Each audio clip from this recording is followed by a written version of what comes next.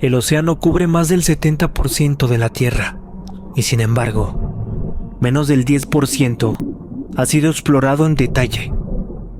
Lo que se oculta en las fosas más oscuras del Pacífico y del Atlántico es tan vasto e inabarcable que los científicos han preferido callar antes que admitir la verdad.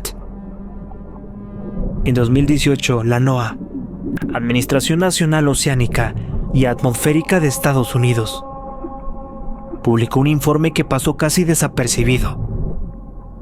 Durante una expedición en la fosa de Perú, Chile, los equipos registraron estructuras que no podían explicarse como formaciones naturales.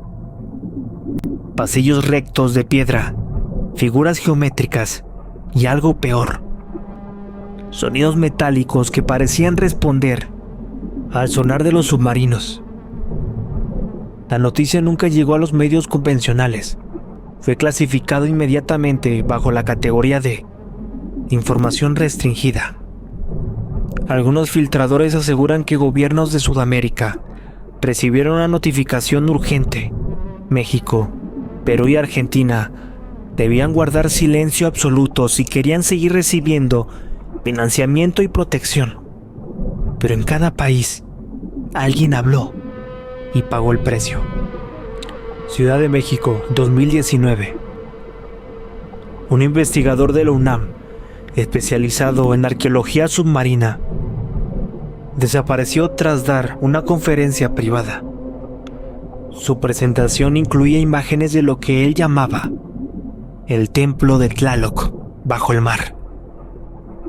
Una pirámide sumergida cerca de las costas de Oaxaca, cubierta de glifos mexicas, imposibles de explicar en esa región. Esa misma noche, su departamento fue saqueado, su computadora arrancada de raíz. La prensa lo registró como suicidio por estrés académico. Argentina, Ushuaia, 2020. Pescadores de Tierra del Fuego reportaron haber encontrado restos de columnas de piedra, cubiertas por corales, a más de 200 metros de profundidad. Al sacarlas, notaron símbolos similares a los grabados mapuches, pero con un estilo que parecía mucho más antiguo. El CONICET, Consejo Nacional de Investigación Científica y Técnica, negó rotundamente esas afirmaciones, pero 3 de los pescadores nunca volvieron al mar.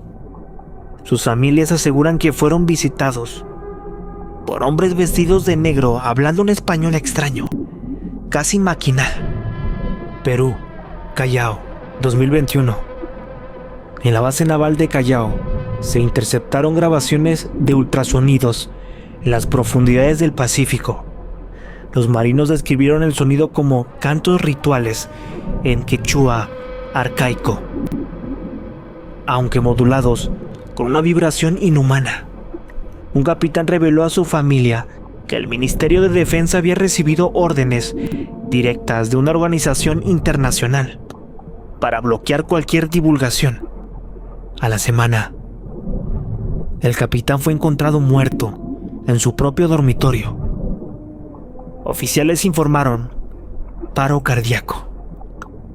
En todas estas historias, las coincidencias se multiplicaban. Ruinas bajo el mar, con símbolos culturales de las civilizaciones precolombinas. Intervención de organismos gubernamentales, silenciando a testigos. Muertes catalogadas como accidentes. Lo más aterrador llegó cuando un exmiembro de la Marina de Perú filtró un informe. Según el documento, las ciudades sumergidas no son restos humanos, sino estructuras activas, con corredores iluminados desde dentro y puertas que parecían respirar como si tuvieran vida propia. En la última página del informe solo había una frase escrita a mano: lo que duerme en las profundidades ya ha despertado. La primera expedición oficial a la ciudad sumergida del Pacífico nunca fue registrada en la historia pública. Ocurrió en octubre de 2017, bajo la fachada de un operativo científico entre la NOAA y la Marina de Guerra de Perú. El lugar, una zona cercana a la fosa de Atacama, frente a las costas del sur peruano. El informe, filtrado años después, reveló que no se trataba de simples ruinas. Lo que encontraron fue una ciudad intacta, con columnas y copleas y túneles que se extendía hacia lo más profundo de la fosa. Los buzos aseguraron que las estructuras brillaban con un fulgor azulado, como si la piedra estuviera viva. Lo más perturbador, en los muros habían símbolos mexicas, incas y mapuches, grabados juntos, a pesar de que estas culturas jamás coincidieron en el tiempo, ni en el espacio. México, profecía de Tlaloc. Un códice perdido, mencionado en crónicas coloniales, advertían que Tlaloc guardaba una ciudad bajo el mar, donde sus siervos dormidos despertarían para reclamar la superficie. Los mexicas hablaban de hombres agua con piel verdosa que saldrían en tiempos de caos. Perú, profecía inca del lago Titicaca. Los incas creían que Viracocha, el dios creador, había emergido de las aguas, prometiendo regresar desde las profundidades. Algunos cronistas españoles registraron que los sacerdotes incas hablaban de puertas de piedra en el mar, que un día volverían a abrirse. Argentina-Chile. Profecía mapuche. La tradición mapuche advierte del Caicay Filo, la serpiente marina que duerme en lo profundo. Se dice que cuando despierte, el mar cubrirá la tierra, y los que la invoquen serán arrastrados a las casas de piedra bajo el océano. Lo escalofriante fue que, al comparar los símbolos hallados en las ruinas sumergidas, coincidían con estas profecías. Glifos mexicas representando serpientes acuáticas y templos hundidos. Relieves incas con portales sumergidos. Petroglifos mapuches describieron criaturas marinas con rostros humanos. Un antropólogo peruano de la expedición escribió un diario personal. No puede ser coincidencia. 3 culturas separadas, 3 territorios lejanos, narrando lo mismo aquí abajo. En esas paredes húmedas y frías, los dioses antiguos dejaron su herencia, pero esto no es un templo, esto es una prisión. De los 23 buzos que descendieron en esa misión, solo 14 regresaron. Los sobrevivientes hablaban de voces en el agua, de sombras enormes que se movían entre los pasadizos. Algunos entraron en shock al intentar describirlas. Eran humanos, pero no lo eran. Sus ojos brillaban como faros. Nos estaban esperando. La información fue inmediatamente sellada bajo la clasificación ultranegra. Los gobiernos de México, Perú y Argentina firmaron un acuerdo de silencio, asegurando que lo hallado se presentaría como formaciones naturales. Pero una copia del informe quedó guardada, en secreto, en una universidad de Buenos Aires. El documento cerraba con una advertencia. La convergencia de las 3 profecías indican que los ciclos se han cumplido. Lo que yace bajo el Pacífico no debe ser perturbado jamás. En 2022, un rumor comenzó a circular en los pasillos de la Universidad de Buenos Aires, UBA. Se decía que en la biblioteca reservada del Instituto de Investigaciones Antropológicas, alguien había dejado una carpeta sin clasificar. Dentro, descansaban copias ilegales del informe secreto de la expedición en la fosa de Atacama. Los primeros en encontrar fueron un grupo de investigadores jóvenes, obsesionados con la arqueología prohibida. Al principio, creyeron que era un fraude. Dibujos de símbolos mexicas al lado de glifos incas y mapuches no tenían sentido histórico, pero cuando cotejaron esos grabados con petroglifos reales hallados en Tilcara, Jujuy, Nazca, Perú, y las pirámides de Teotihuacán, México, Algo inquietante surgió. Los símbolos coincidían exactamente. No eran culturas aisladas. Era un mismo lenguaje, fragmentado en distintas civilizaciones. Uno de los investigadores, el profesor Julián Quiroga, dejó anotaciones personales. En ellas describía noches enteras comparando códices, manuscritos coloniales y mapas marinos antiguos. Lo que descubrió fue aterrador. En un códice mexica halló referencias a las casas del agua donde duermen los servidores de Tlaloc. En crónicas españolas encontró menciones de sacerdotes incas que hablaban de puertas en el océano que brillaban como fuego azul. Y en relatos mapuches recopilados en el siglo XIX aparecía una figura idéntica, una serpiente marina que abre y cierra portales en el fondo del mar. El profesor escribió: todas las leyendas se refieren a lo mismo. No son metáforas. La ciudad sumergida es real. Y lo peor es que jamás estuvo muerta. Está esperando. Obsesionados, los investigadores cometieron un error imperdonable. Intentaron reproducir un canto ceremonial encontrado en los márgenes del informe filtrado.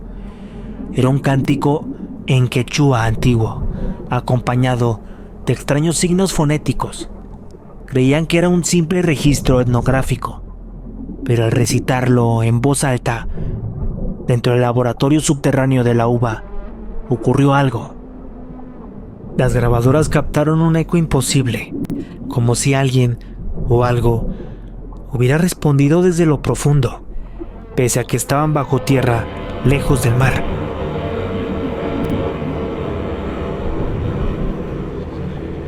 El eco no solo repitió las palabras, las deformó, volviéndolas guturales, casi inhumanas. Esa misma noche, los sistemas eléctricos del campus fallaron. Las luces parpadearon. Un guardia de seguridad reportó haber visto siluetas acuáticas, goteando agua salada, caminando entre los pasillos oscuros. 3 de los investigadores desaparecieron sin dejar rastro. El profesor Quiroga fue encontrado en su oficina, con la piel húmeda y cubierta de una fina capa de sal cristalizada. Los informes médicos lo atribuyeron a un accidente químico, pero sus colegas sabían la verdad. En su escritorio había una nota escrita a mano, empapada de agua. Lo hemos despertado. No debimos cantar. El archivo maldito fue confiscado por agentes desconocidos al día siguiente.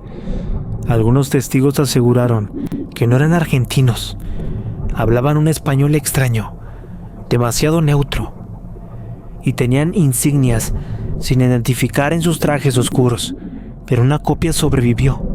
Un estudiante logró escanear varias páginas antes del operativo, y esas imágenes circularon en foros clandestinos de internet. Las últimas líneas del informe filtrado advertían: cuando 3 pueblos invoquen el mismo canto, la prisión en el mar se abrirá y los dioses antiguos no volverán a dormir.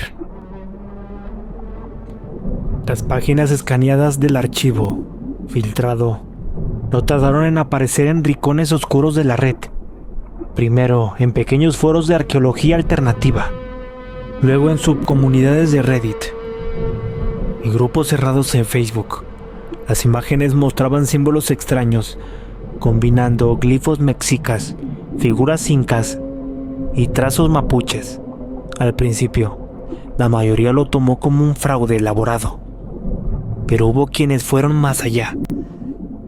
Un usuario de Lima, bajo el nombre Runas-Profundas, subió un archivo de audio. Decía haber descifrado parte del cántico que los investigadores argentinos habían recitado antes de morir.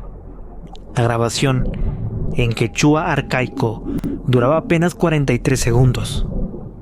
En cuestión de semanas, el audio se volvió viral entre curiosos del misterio. Nadie lo tomaba en serio, hasta que comenzaron los reportes. México Veracruz 2022. Un grupo de jóvenes reproducía el canto como parte de un reto en redes sociales. Uno de ellos subió un video mostrando cómo, tras poner el audio en altavoces, el agua de una pecera comenzó a vibrar, formando figuras geométricas perfectas. Minutos después, los peces flotaban muertos. Argentina, Mar de Plata, 2022. Un profesor de música, intrigado, analizó la grabación con un osciloscopio. Descubrió frecuencias inaudibles para el oído humano, moduladas como si fueran voces adicionales, escondidas en el sonido. Días después, sus vecinos escucharon cantos graves provenientes de su casa. Cuando la policía entró, encontraron el lugar vacío. Las paredes estaban húmedas, cubiertas de algas. Perú, Arequipa, 2022. En una universidad local, estudiantes de antropología intentaron traducir el cántico completo. Una de las frases resultaba perturbadora. Las puertas se abren donde tres tierras lo nombran. Esa misma noche, varios alumnos reportaron sueños idénticos. Caminaban por pasillos de piedra bajo el mar, guiados por figuras humanas, con ojos como faros azules. Especialistas en acústica que lograron ascender al audio coincidieron en algo. El cántico no era un simple ritual.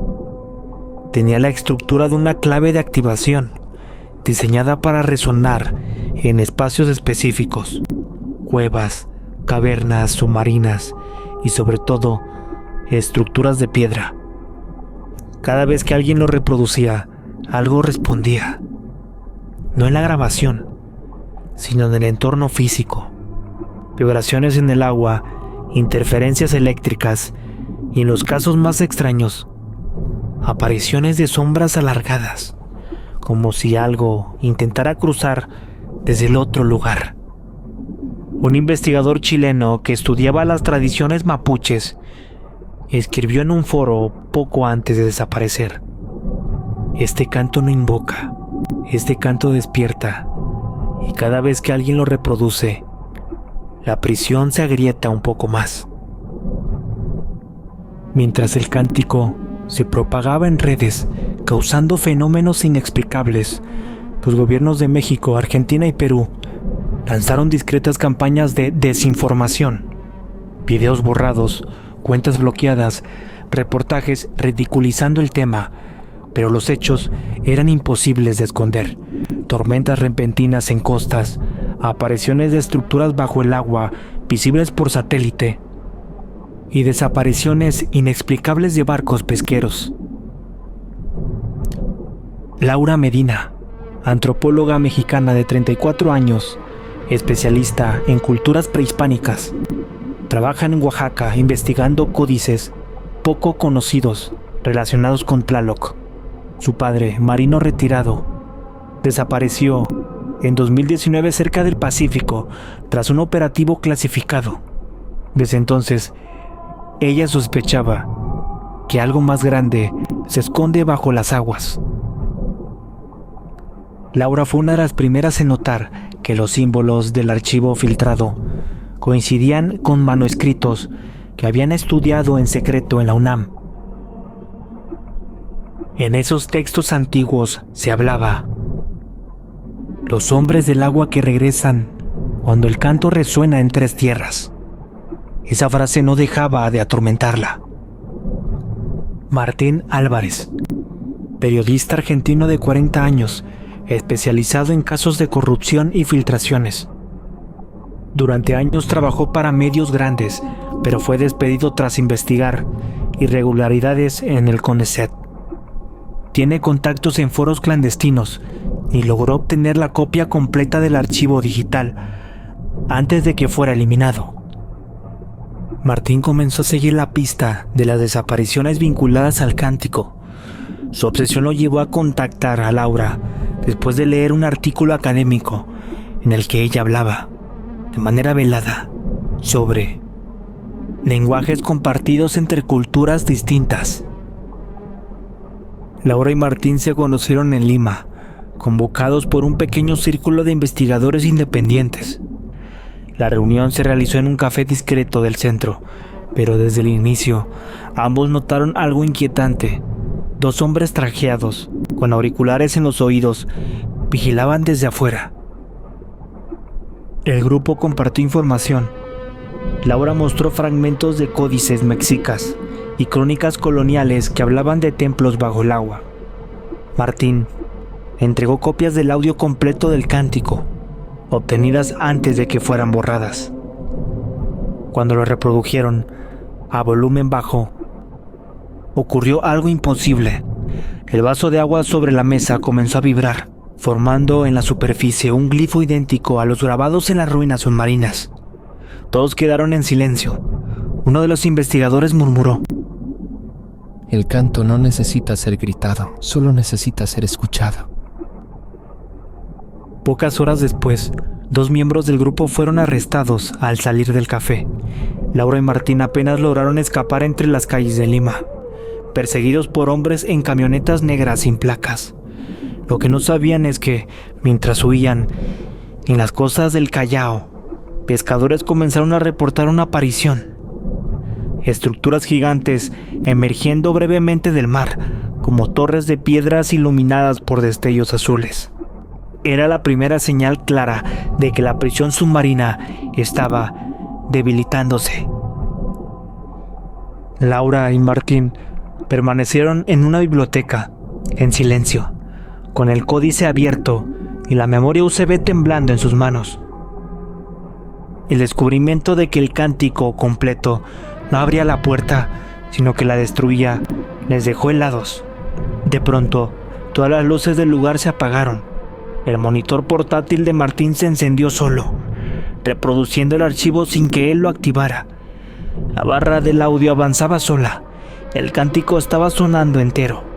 Pero lo más aterrador no fue el sonido, sino lo que sucedió a su alrededor.